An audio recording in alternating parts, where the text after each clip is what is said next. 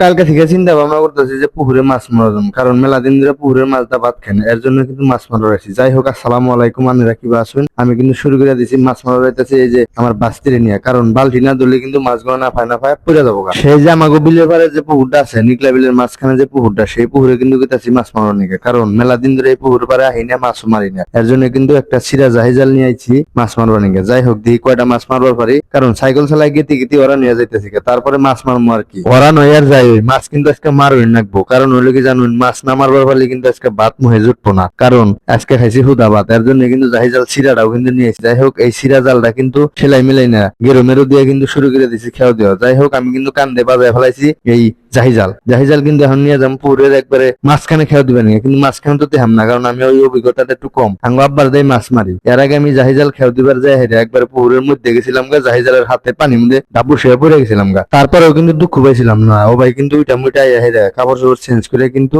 বাইসা ছিলাম। আমনে করে দুয়ায় জানুন কি, আজকে পুকুরে আইসি মাছ মারনে, মাছ কিন্তু জালে আল্লাহর রহমতে উঠছেই, কারণ হলো যেরকম ভাবে জিম দিতেছে বড় মাছ উঠছে। এখন জাল টানতেছি, জাল টানার পরে দেখুন এই যে অবস্থা, এই যে মোটা একটা আছে, মোটার মধ্যে দুলো বাইজা মাছ তো মেলা আইছে, মাছ তো একটাও থাকবো না, কারণ জাহি জালের মধ্যে কিছু বাজলি মাছ থাকে না। যাই হোক, আলহামদুলিল্লাহ আপনাকে দোয়ায় কিন্তু মেলাটি মাছ উঠছে মোটামুটি, কিন্তু দেখুন মাছ সিরা মিরা দিয়ে কিন্তু মানে বাইরে যাবার নিয়ে খেপা ধরে গেছে। দেখুন আমি কিন্তু কাবা যাওয়া করে মাছগুলো ছাড়াইতেছি, কি জানুন, লাফায় লাফায় অন্যদিকে দৌড়াদৌড়ি বাজা দিচ্ছে মাছগুলো। এর জন্য কিন্তু কাবা যাওয়া করে ছাড়াই পাল্টি কিন্তু ছুঁয়েছি, পাল্টি কিন্তু ছুঁয়ে কিন্তু আবার তাড়াতাড়ি করে বাড়তে নিয়ে যামগা, কারণ আবার এই মাছগুলা যদি আবার নষ্ট হয়ে যায়, কারণ আজকে যে পরিমাণ গরম, এর জন্য কিন্তু কাবা যাওয়া করে মাছগুলো ছাড়াইতেছে আবার মা নিয়ে কুট। এর জন্য কিন্তু আমি মাছগুলো ছাড়াইতেছি। এর মধ্যে কিন্তু আঙ্গ বাইক না দেখুন একটা দৌড়াই আইতেছে যে মামু এইরকম মাছ উঠছে তোমার জালে মধ্যে, বললাম যে সিরা জাল, এর জন্য কিন্তু মাছ উঠে নাই। যাই হোক, মোটামুটি মাছগুলা কিন্তু ছাড়াই মারায় কিন্তু বালতির মধ্যে থুয়া দিলাম, থুয়া দিয়ে হেরে কিন্তু জালটা পরিষ্কার করে ধুইয়া মুইয়া বাড়ির দিকে চলে যাবো। সিরা জাল থাকলে মোটামুটি মাঝে মাঝে কিন্তু অনেক উপকার হয়। এই যে আজকে দেখুন ভাত খাওয়াই না, কিছুই আসল না, তার জন্য কিন্তু আজকে এই যে সিরা জালটা নিয়ে কিন্তু মাছ মারবার নিয়ে গাইছি। যাই হোক, জালটা কিন্তু এখন ধুইয়া মুইয়া সুন্দর করে পরিষ্কার করে দেখুন এই যে মাছ কুত্তির মাছ সামনে করে দিতেছি। এই মাছগুলা কিন্তু কালবাউস আর মিরকা সব মাছই কিন্তু মোটামুটি বাঞ্জায় বাঞ্জায় মারছি। যাই হোক, জালটা পরিষ্কার করে ধুয়ে নিয়ে বাড়ির দিকে চলে যাবো। যাই হোক, ভিডিওটি ভালো লাগলে লাইক কমেন্ট শেয়ার করে পেজটি ফলো দিয়ে আমার পাশে থাকবেন। ধন্যবাদ সকলকে, আসসালামু আলাইকুম।